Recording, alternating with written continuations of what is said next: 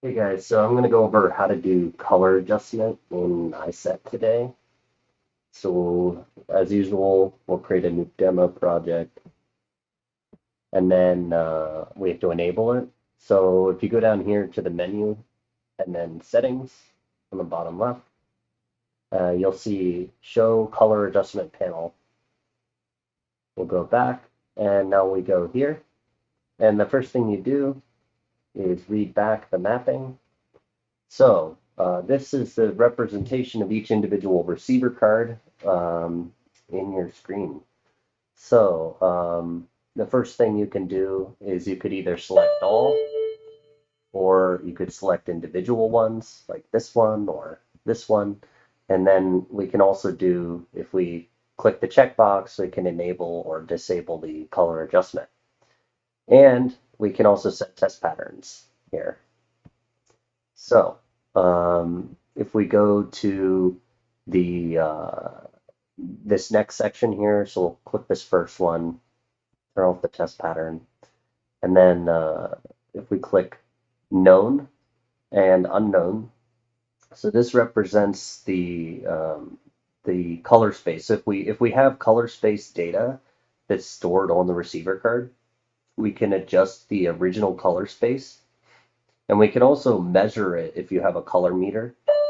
And that's a like a color, I believe it's like a color spectrometer that you would attach directly to your computer here by like USB, and you just click measure colors, and then this table here would be automatically populated.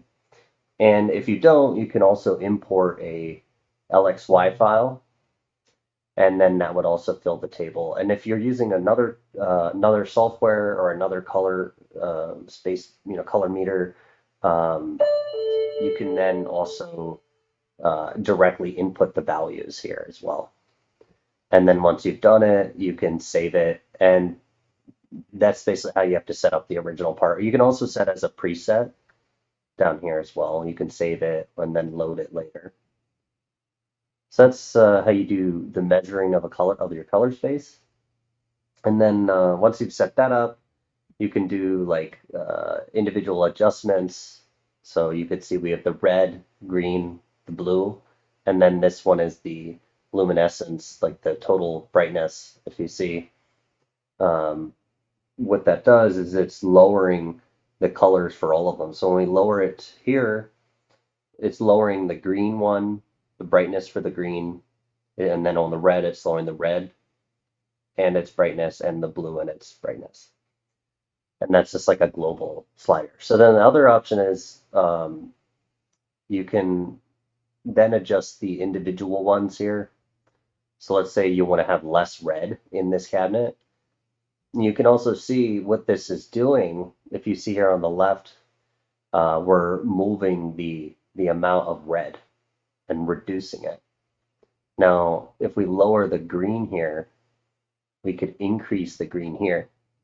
And what this is essentially doing is when you are showing red, how much red is actually in the red and how much green is in that red. Because as you know, the colors are made from mixing colors, right? You mix the different colors together to get the different hues.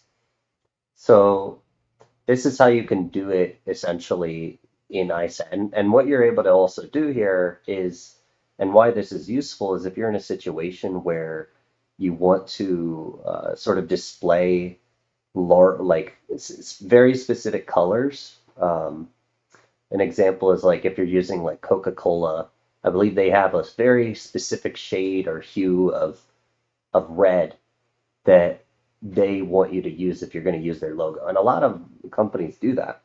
And this is one way that you could do that is you could match it exactly by adjusting the color, and then on the screen, once you've saved it, you'll be able to save it and then see it immediately. So that's if you have the known color space. This is another way where you can import the color space here as well and export it, and then also save it. So, and then if we go to unknown, oh, and then before I go to that, we can also click reset, and that'll reset everything. to default values.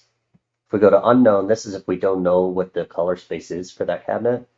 We can do visual adjustment, and it's the same thing. It's just because we don't know the original value, we can't make sort of offsets from that.